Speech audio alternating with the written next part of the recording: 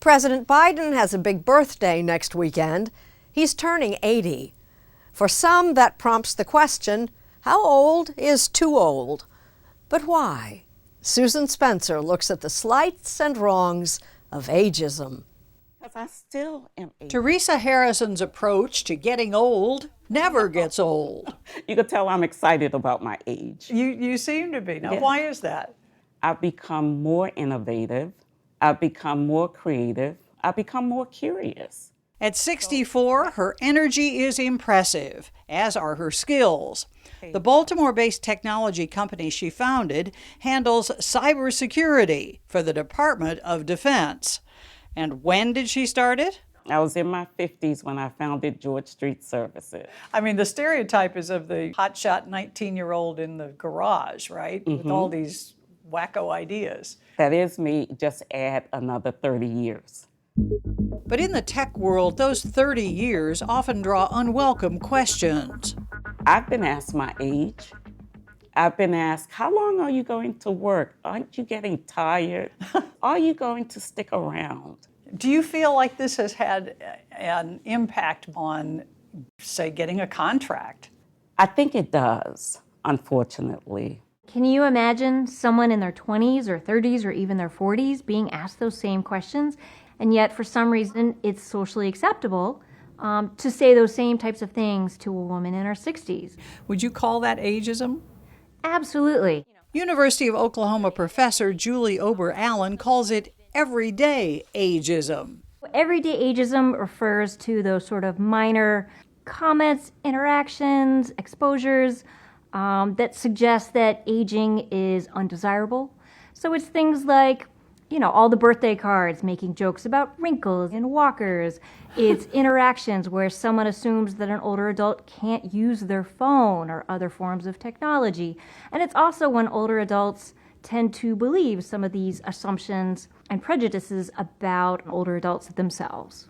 And everyday ageism is everywhere, says Allen, who conducted a large-scale nationwide survey to assess just how pervasive it really is. Over 93% of U.S. older adults between the ages of 50 and 80 experience sort of these daily, everyday ageism interactions and experiences frequently. That is an astonishing number. 93%? Absolutely, yes. We live in a culture that bombards us from childhood on, starting with children's books, about how awful it's going to be to get old, how tragic to encounter any kind of incapacity. And unless we stop to question those messages, they become part of our identity. Getting that word out is Ashton Applewhite's singular mission. So I sold the rights in Korea. Look at this beautiful book. Her book, This Chair Rocks, argues for fighting back. My goal is to help catalyze a grassroots movement like the women's movement to raise awareness of ageism, what it is, what it looks like, what it smells like, and what we can do to dismantle it. Let me just tick off a few things. Tell me if you think this is an example of ageism. Jokey birthday cards, so it takes twice as long to look half as good. Anything that equates youth with better is inherently ageist. Lines, wrinkles, and those little sunken places? Not anymore.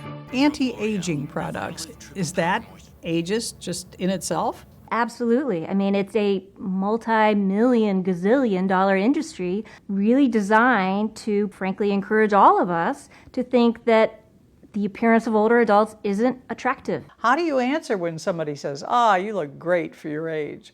Well, the only snappy answer I've come up with in all this time, you say, you look great for your age too. And let that sit there, because a lot of age-based comments are often well-intended. That is intended as a compliment. Yeah. But I can't accept that compliment. It suggests that there's a certain way you look at a certain age, and there's no such thing.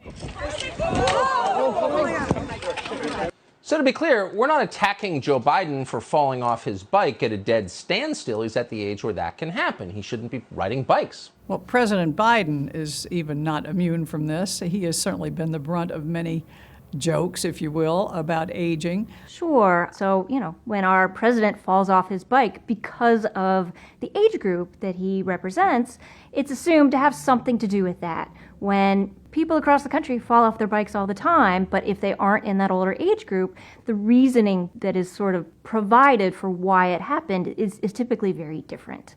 So it's very well to say, well, we have to get rid of these attitudes. How do you do it? I think the first step is increasing awareness, and it's sort of a prerequisite, but also to really start to make the case that ageism is bad for health and that it is harmful. That's right. Ageism is bad for us, mentally and even physically. Certainly, it may act as a source of chronic stress, leading to increased risk for actually a pretty broad spectrum of different chronic diseases. And we've also found that ageism is associated with premature mortality. People who experience more ageism are much more likely to die at a younger age. Conversely, according to one study, people with an upbeat take on getting older actually live longer, an average of 7.5 years longer. There is some research showing that there are positive health benefits to even having positive attitudes. Do you buy that? 100%. I believe that a positive mindset yields unbelievable results. Harrison says she and her booming business prove it. But contrary to our preconceptions about aging, it turns out she's not unique. The average entrepreneur is not in their 20s. It is not in their 30s. They're actually in their 40s. 42 was the average number. Professor J. Daniel Kim at the University of Pennsylvania's Wharton Business School recently conducted a massive study of successful entrepreneurs, and they are not the kid in the garage. Statistically, if I'm 50 and I think about having a startup tech company, I'm more likely to succeed than if I'm 30.